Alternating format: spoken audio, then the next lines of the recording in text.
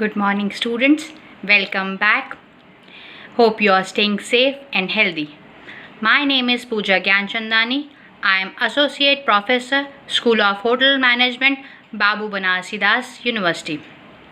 I am going to explain you the topic from the subject Human Resource Management. The different management thoughts like administrative approach, human relation approach, system approach, contingency approach.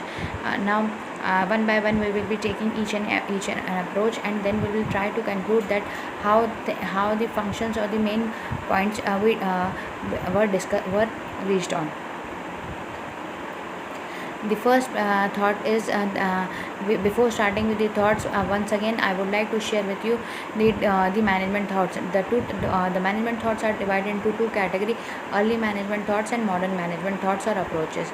The early management thoughts are comprises of the three most important approaches, that is the Taylor's approach, Fayol's principles, and Hawthorne experiment, while the modern approach is concerned with system approach and contingency approach. Though there are several approaches, but we, as per the syllabus, we will be discussing the most important one and the ones which are correlated with your syllabi. Let's start with as we already discussed with the Taylor approach and discussed his 5 principles. Next we are going for the Henry Fayol's approach or the administrative approach. Administrative approach or the Fayol's principle. As per the name suggests, the principles laid by him were based on the administration, were based on the mindset that how can you administer or how can you manage an organization. Henry Fayol was a French industrialist and has been regarded as the father of the modern management, or can be called as the father of the administrative approach. He reduced his ideas based on practical experiences in his book Administration Industrially at Generali, published in 1916, French language. Basically his 14 principles are considered to be the principles which were though at that time they were not very much clear to the employees, but they were perfect for the today's organization. Rather, you can say these are the principles which we today also we are following are the foundation stones of our management thoughts. And the 14 principles laid by him are, one by one we will be discussing each and every principle. The Fayol's 14 principles are division of work. Once again I will read it, then I'll discuss each and everything in detail. The 14 principles are division of work, authority and responsibility, discipline, unity of command, unity of direction, subordination of individual interest to general interest or organizational interest, remuneration, centralization, scalar chain, order, equity, stability of the job, initiative, esprit de corps or the team spirit. Esprit de corps basically is the French term for team spirit. Now coming back to the division of work. What does division of work basically means? Division of work must basically through this principle Fayol wanted to explain the management that management should ensure a division of work in the organization, and that is management should ensure that the work is properly and equally and justifiably divided among the employees. It should not be that there is one employee who all the pressure is on him and the other employee there is no pressure or no work on him. That means he suggested that there should be a balance in the organization.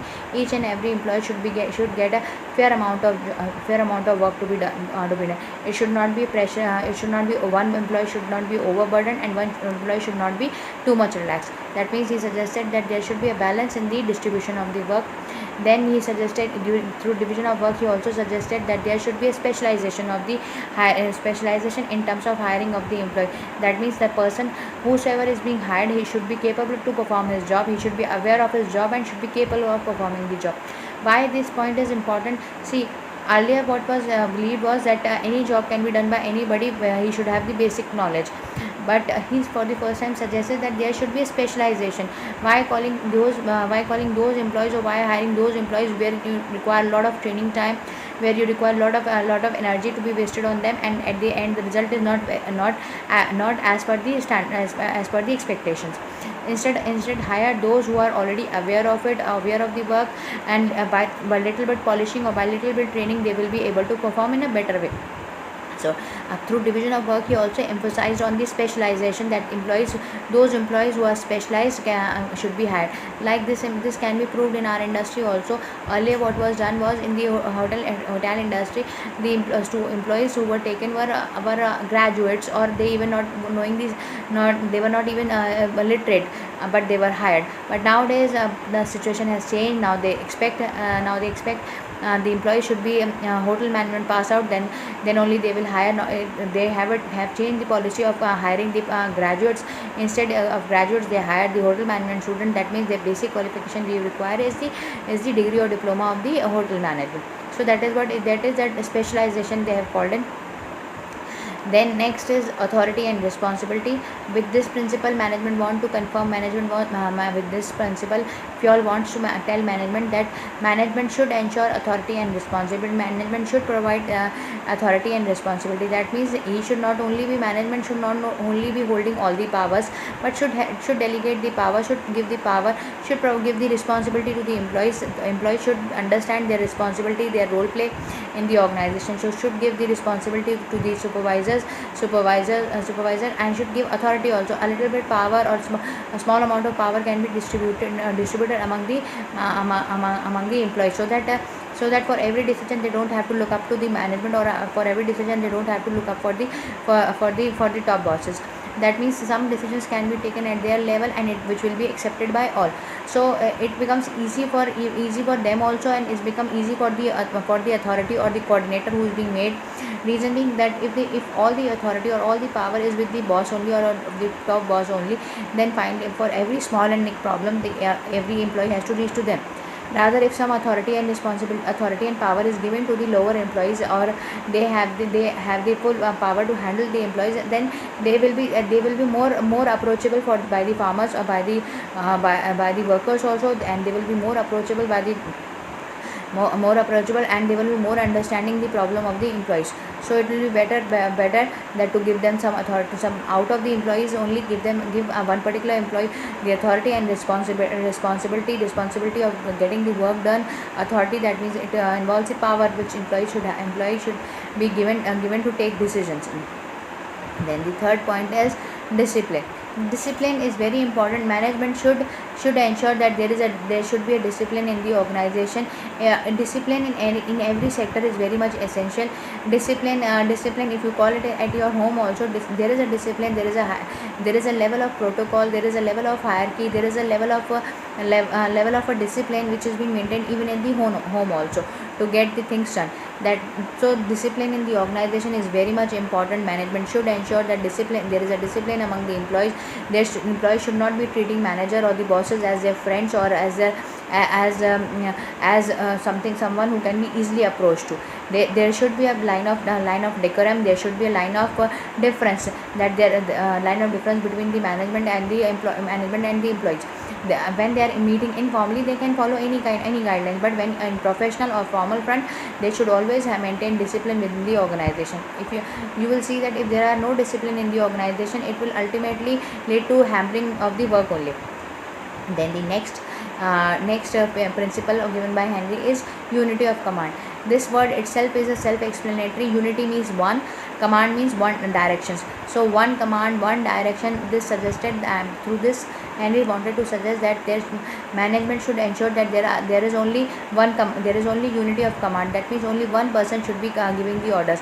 With this point, they have overcome the problem of the Taylor's approach, which suggested that there should be as many supervisors as the work is. So with this they have overcome, and that become a limitation for the Taylor's principle, that too many supervisors observing the same job will only lead to chaos or confusion. So instead if the employees if there is one supervisor, which it says that if there is one supervisor or unity of command is there, it becomes more convenient that that we have to listen to him only. So unity of command is very much important. Unity of command basically means getting the direction from one person only. See, by getting the direction for 2-3 person, you will only get confused, and you will never be clear that what is to be done. But with the unity of command, you will be very much clear that who is giving the order, to whom we have to follow. That is why we follow the hierarchy, that to whom we have to follow the orders, to whom we have to discuss the things, to whom we can achieve the organizational objective. That means unity of command. Then next is unity of direction. It suggested that the direction basically means a movement in at one place, and unity basically means unity of direction basically means that the employees are basically moving in. All the employees, see, what happens is all the employees working in an organization come from different background with different characteristics and nature.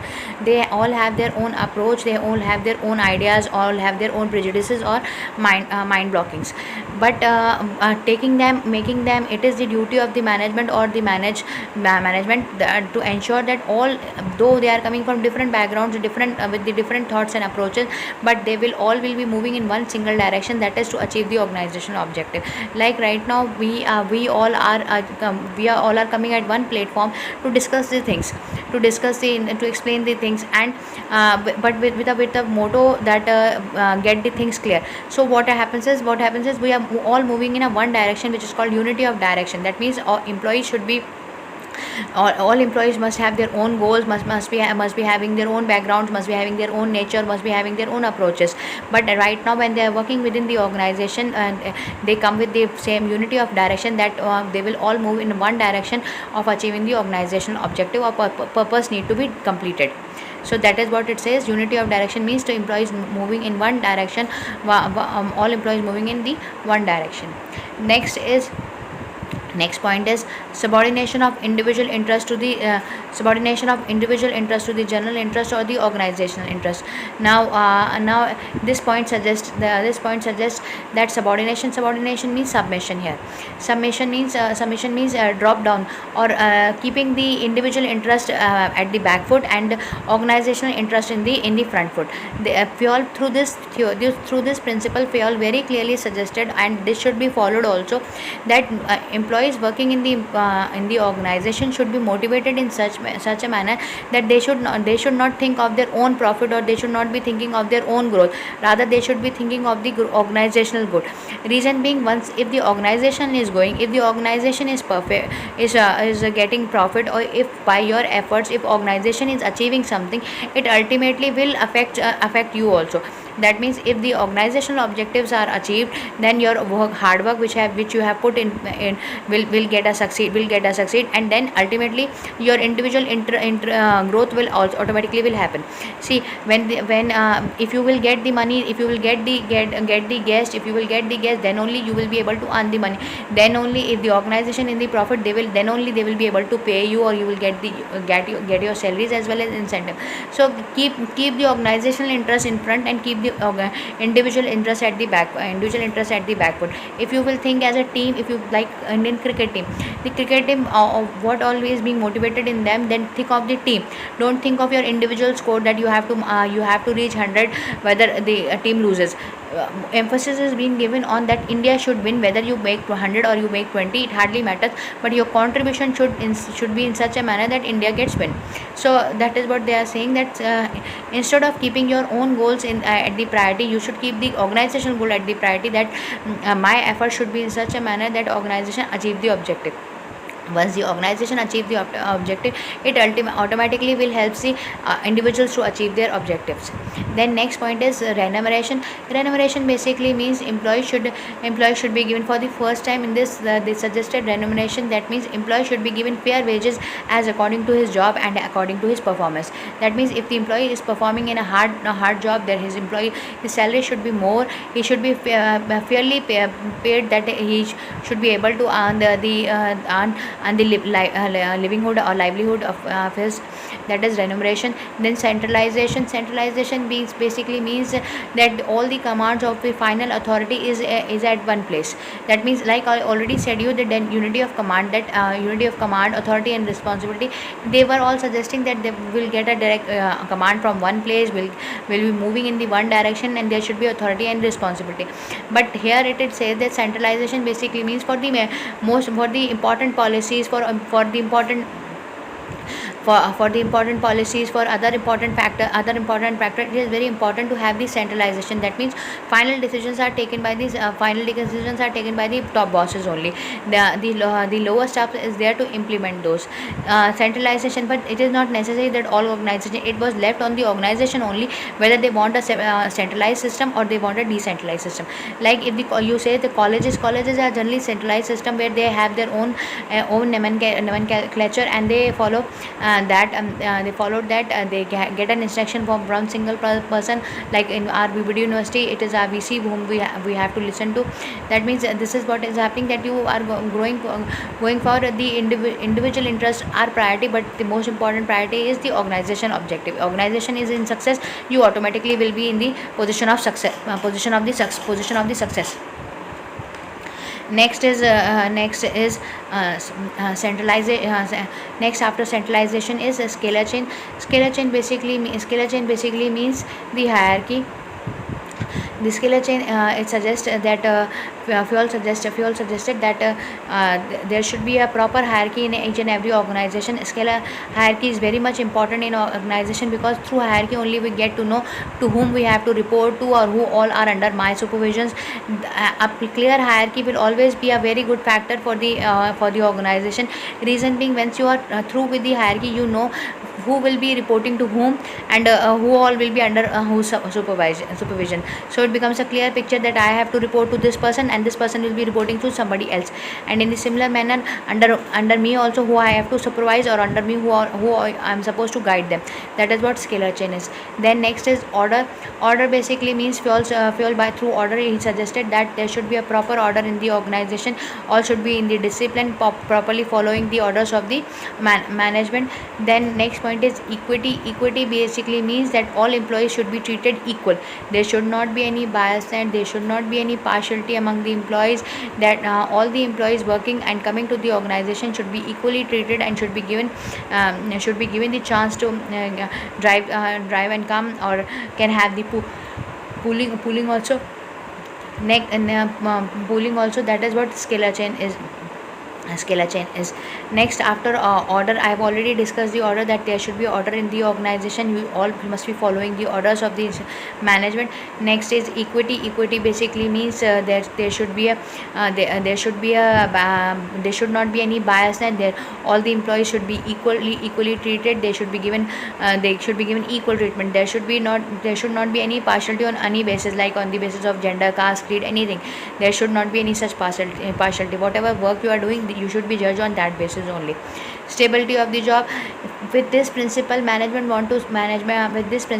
Fayol wanted to say to the management that management should ensure that employees should feel there is a stability of the job. That means it is not the money which is only motivating. Sometimes the stability of job, that you will not be thrown out just because of your one fault. These all things are also considered to be that yes, organization is responsible, and organization is taking care of me. That means giving you the authority, giving you the feeling of stability of the job, that that your job is safe and secure. Nobody is going to take the job just like that. Then next is initiative. Yes, this is very important point of this 14 principles. Initiative basically means, for the first time he suggested that employees should be allowed to participate in decision making. They should be allowed to help the managers, and managers to think, because see, if there is one manager with the one head will be thinking on particular matter. When there are several employees with the several minds, if they are thinking on the same topic, you can get a better ideas. So, each and every is searching to get a better idea, or each and every is trying to search. This will help in getting 18 answers to this question only. So initiative is very important. Allow the employees to take initiative in the work. Allow the employees to take their work seriously, as well as initiative is the most important factor they should be following. Then next is esprit de corps or team spirit. The next principle or the last principle of Henry Fayol is that there should be organization should promote team spirit rather than bringing a feeling of competition among them. They should encourage that there is a security of there is a bond in between the two departments.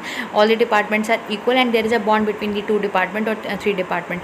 That means all the employees are working in a team to achieve the organization objective. These were the Fayol's 14 principles, which are division of work, authority, responsibility, discipline, unity of command, unity of direction, subordination of individual interest to common interest, then remuneration, centralization, scalar chain, order, equity, stability of the job, initiative, esprit de corps. These are the 14 principles. Next is drawback of Fayol's approach. What are the drawbacks of the Fayol approach? Were the system is based on the assumption that organization. This theory was based on the assumption that the organization is a closed system where nobody is affected by each other. Every entity is a separate entity, or every individual is a separate individual who are working for this, and they are that organization is a closed system, while organization, according to the others, organization is an open system where all the employees are being properly treated. They are given food to eat. This is what the open system basically means. So here the most important drawback was that the assumption of the organization that the organization is a closed system rather than to have an open system, but in actual the organization is present in the open system. Fayol principles are based on few case studies. They cannot be generalized in such. They are based on the few case studies and cannot be accepted universally. It cannot be accepted universally. Then these principles are not next one most important factor of one more negativity was these principles are not acceptable in all the situation of the organization. Each and every time you do a mistake and you show them the certificate or the sheet or the sheet that you are allowed to do any whatever you want to do. See, as such, no such sheet is being given to the guest that whatever you want to do you can do it. So he suggested these principles are not acceptable in all situations of the organization. That means Fayol's 14 principle will not be accepted in all situations. We will have another session of principles will not be accepted, and you have to frame up the new principles or new projects for this topic. Next is through with the administrative approach. Next we have to start as human relation approach or the Hawthorne experiment. I am trying to cover all these topics in this slide only, so that all the items are at one place and you can easily correlate with it. Human relation approach or Hawthorne experiment. Hawthorne experiment was done by Elton Mayo and his colleague. He is the father of this approach. He is considered to be the father of this approach, and he performed the experiment in 4 stages. He suggested that experiment is to be sent to the Hawthorne experiment was done by Elton Mayo. He is the father. He performed the experiment in the 4 stages. What are the 4 stages are?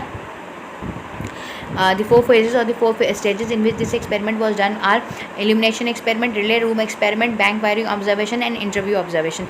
These were the 4 experiments which conducted on the manpower to get the result. Now, elimination experiment. Elimination experiment was started with I already told you that this man was working in a company, and from there he got an idea to check and to perform and to check whether you are right or not. So the first is elimination experiment. Elimination experiment, the belief was that organization will increase the output of the organization or the employees will increase as the intensity of the light will improve. That means if the intensity of the light is high, the employee will also perform better. If the intensity of the light is less, the employees will also not perform better. For this they made 2 groups, control group and test group. The control group was given a constant light, but the test group was given the variations, and we were in the belief that as the light intensity will decrease, the employees work output also will decrease. But to my surprise, it was found that the test group never had a problem in making their telephone, and rather they were making more than what was more than the expectations. So what happens is, that means it's suggested that light marginally affects marginally affects the productivity of the employees. Here I would like to say this also, that that whether you are given a very good environment or a very worse environment, if you have the zeal for study, or if you have the zeal that I want to cover this topic, or I want to cover this homework, then a small light is in more than enough to get the light to do the work. And if you want you don't want to do the work, all the resources will be kept in front of you, but you will not be drinking the milk. So what is happening is, when the light was the productivity only marginally get affected, and it proves that the light was poor or very less, very less it was affected. The employees produced only very less, very marginal less. That means if they were making 10, they made 9 or 8, when the intensity was 0, or they were not able to see. The second experiment is relay assembly test room experiment. This experiment was done on the 6 female workers with the thought that productivity and morale should increase with the positive changes. If they bring the positive changes in the organization, the females' morale and productivity will increase. For the first time, they included that the group factor will be given the importance. That means individual performance will not be measured, and the group performance will be measured at the end of the day. That means if you will be able to perform as per the group standard, you will be given the incentive. And it was found that productivity increased. The ladies started to help each other, so as they know that individual they will not be judged, they will be judged on the basis of the group effort. So they start helping each other so as to get the best output.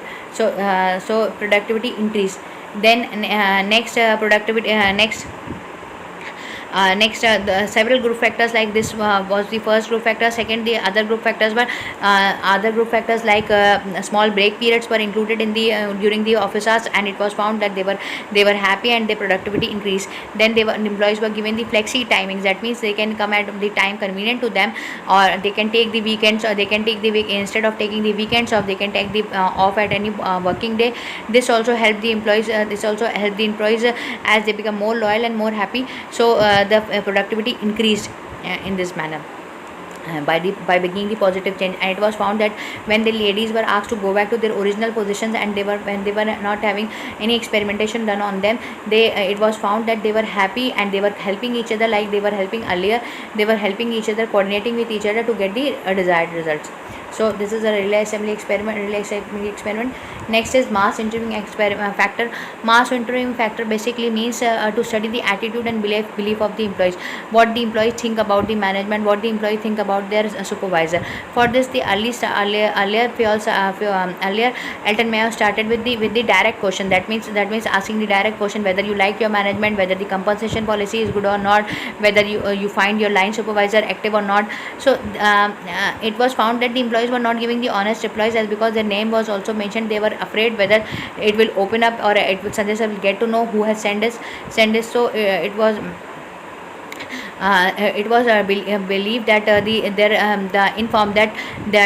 that instead of asking the direct question, let's frame the questions in the indirect manner. That means they started asking that who all are there in the family, who all are there in the your family hall, how do you manage manage your house with less salary or with more salary, how do you cope up with the changes in the society. So by asking these indirect questions, we started getting our direct question answers. So this was a very asking informal questions was a very good experiment, which help us to find out several things. It helps to find out the most important thing, which it helps to find out is it exists an informal group with an informal leader, which under the formal organization, and that means, and in this formal organization also there exists an informal organization with an informal leader. The last experiment is bank wiring observation. The bank wiring observation suggested that the theory was failed failed as suggested. For this they took the 14 male workers. 14 male workers were taken and put on the experiment. Were put on the experiment. Here also they were asked that individual performance will also be checked along with the group efforts. That means you have to individually also, you have to be individually sound, as well as you have to support your group also. It was found, to our surprise, we thought that with the money as an incentive they will be happy, as management decided to keep the money also, that if you will produce more, or if the group is able to produce the expected number, they will be paid more. So this mayor thought that employees will start producing more so as to get the incentive. But to their surprise, this theory was a failure, or it was failed, as employees never reached the target. Employees never made till the target. They always reduced the target, or they've always produced less than the target, or less than the expected reason. And the reason which they gave for that was that fear of unemployment, that fear of unemployment, fear of raise in standard. It might possible that there is a standard, that the standards are raised in case if the employee is able to achieve the target, then the employee achieve the target. This will help front office to this will help the this will help the departments, whether it is this will help to achieve never achieve the target. With this, what they did is they protected their slow worker. They said that it was done to protect the slow workers. Then beside that, they with this approach, what they did is fear on unemployment for those who were not able to perform more. So they gave these reasons that if we would have produced the target, then there was a fear of raising the target. That means management will ask for raising the target. Then if we would have achieved the target, then there would be they have, if they by not reaching the target, they protected their slow workers. They also protected they also suggested that due to that there was a fear of unemployment, if these employees were unemployment on those who were not able to perform in a better way there. So what they did is the informal group coordinated, and informal group is more powerful, which decided that there will be nobody will be receiving the incentive, nobody will work for the incentive, everybody will work for the salary only, or the daily wages which they are going for. So that is a backfiring observation. Now finally, the outcome of Hawthorne experiment. By doing this 4 experiment, what was the outcome, or what was the result? The result was informal group. There exists an informal group in the organization, and organization is the social system. Here for the first time it was suggested that organization is a social system where it has to depend upon each other. It has to depend upon each other. It has to work with the society. The organization cannot decide that they will go against the society. They will go in favor of the society. Then money alone is not a motivational factor for employees. He also suggested that money alone is not a motivational factor. Several other factors can also motivate the employees. Then what are the drawbacks of Hawthorne experiment? Drawback of Hawthorne experiments are overemphasis on the group. They put a lot of pressure on the group. They put a lot of things on the group, that it is the duty of the group, or the group factor was always kept in mind, was always given emphasis. So the researchers said that this theory didn't tell how the work is to be done, what is to be done to do to perform better. Rather, they were more concerned about the informal group, or the informal group which is present in the organization. See, the next point also suggested limited focus on the work. They were more concerned about the manpower grouping. Rather, they were focusing on the work, like the earlier 2 theories, which were more concerned about how the work is to be done through discipline, through unity of command and direction. This was suggested. Now the drawback of the Hawthorne experiment. The drawback, as I told you, the drawback of the Hawthorne experiment, that overemphasis, then the limited focus on the work, then lack of scientific validity. Lack of scientific validity basically means that there is no proof to it, or you cannot justify it by some theorem or by some experimentation. So it suggested lack of experimental validity. Then conflict between organizational goal and individual goal. Hawthorne experiment was overemphasizing on the individuals or on the employees. So there can arise that employees are more concerned about their own objective rather than thinking about the organizational objective. So there was a conflict between organizational objective and individual goals. With this, the Hawthorne experiment. With this, our Hawthorne experiment comes to an end. The next approaches are the modern approaches, or modern management approaches. Next is modern management, modern theories or modern approaches, which you can call it. The two modern theories which you are supposed to study is system approach and contingency approach. First is system approach. This the approach or this theory was given by Bernard and other colleagues of his. This approach tried to justify that organization is a social system, or is a system where everybody is dependent on each other and interdependent and interrelated with each other. That is, I can just quote an example for that. If I purchase a raw material, raw material for cooking in my kitchen.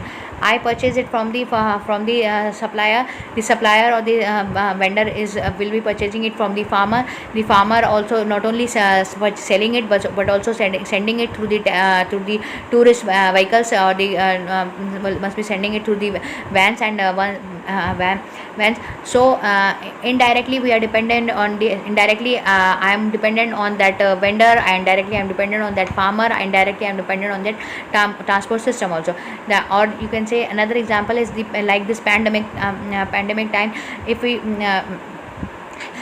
are interrelated to each other, we are trying to connect with each other. So system approach suggested that this approach tried to unify the earlier schools. They try to show that organization is a system where all the employees elements are interrelated and interdependent. You have to coordinate with each other, you have to coordinate with the other departments to get the desired objective achieved. The main features of the system approach are: the classical theory suggested that organization is a closed system, but no, organization is not a closed system, it is an open system. Then another theory is that organization is self-dependent, though organization is not self-dependent. They are not self-dependent, but they have to depend on other. They have to depend upon the environment. Like I told you, example of the pandemic. We wanted to go out, but we cannot go out just because of this pandemic, or during the lockdown we all wanted to go out, but we were not supposed to go out. That means even the change in the society, or even the change in the environment has caused us sitting at the home. So system approach suggested this only, that organization is interdependent and interrelated with each other. If one employee or one factor is missing, the entire pyramid will fall down. So that is what system approach is all about. That's every part of the organization is interdependent and interrelated with each other. And now, what are the limitations of system approach? The limitations of system approach are: this approach is considered to be abstract and vague. That means that this approach is not having a very reliable data available. Though we have the data, but still this work is going on, and still we are not researches are going on to study more clear, more 100% sure idea for it. So that is why it is called abstract and vague. Then it is not applicable to all situations. See, the principles which you are following through system approach, these are not applicable to all situations. You have to think something else for every other situation, or for every third situation you have to think something else. Rather, management theory suggested that management principles are applicable to every point of it. Next is, that means a system approach, if we one line definition if we want to give, is the system approach is the approach which basically is more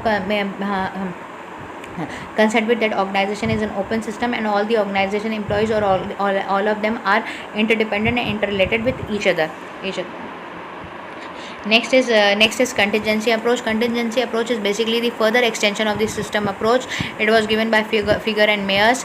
They are more concerned about how work is to be done. That is why it is the other name for this contingency approach is situational approach. Why it is called situational approach? Because during the sum of situation, or during the situations only, they come and rectify. So according to this approach, management principles and concept of various school thoughts have he suggested that each and every theory which has been suggested earlier are correct. None of the approach is wrong. Only thing is in everybody's situation is also different. So whatever theory is applicable to your situation, you should apply that, and leave the rest for the others. That means contingency approach suggested that all the theories or all the principles are correct. None of the principle or theory is is having a fault. All the theories are correct. It will depend upon the situation, it will depend upon the requirement, what kind of theory we should accept, or what kind of theory we should follow to achieve the organizational objective. So it says methods which are good in it also says that methods which are good in one situation may not work in the other situation or in the other area. So we keep on identifying what is the best method, what is the best method, which application, which principle can be which principles can be applicable to our situation, and according to that you should apply according to that you should apply that this approach is the best for my organization. And if you are starting up the organization, you can go for time study or motion study. You can lay down the points for time study and motion, lay down the points through motion study, and lay down the time through time study. That means when the organization is in the earlier stages, more of the tailored approaches are to be followed than the other. So the contingency approach is suggested that every theory is correct, depend upon the situation you can select the theory or the approach. With this I come to the conclusion of this topic. Hope you the things are clear to it. In case of any further query, you can contact me through my email. Thank you so much.